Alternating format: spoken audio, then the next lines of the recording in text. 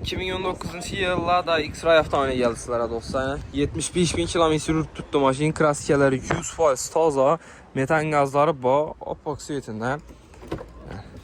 Maşinimiz işlerine polikte döşelenen rulunda cruise control, multimedya, podagrev sideniya, video registrator, radar, hamma narsasi bor. Mexanik korobka maşin.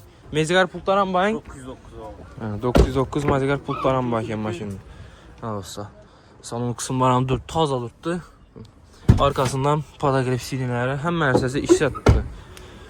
Kinot kolonka, pianer usulchilari, hamma narsasi bor ekan mashinamizda. Metan gazları.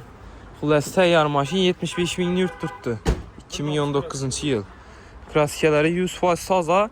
Bahası 120 milyon so'm. Naqd pul bo'lsa üstünden yana 1-2 so'mga yashirib beramiz. Barter naqd pul kredit variantlarımız var. Kreditini cho'rak kelsangiz hisoblab chiqarib beramiz do'stlar. Mashinamiz Qo'shib avtomarketda sotib qo'yildi. Kelib xarid qilaverasiz. Lada X-Ray avtomobili do'stlar.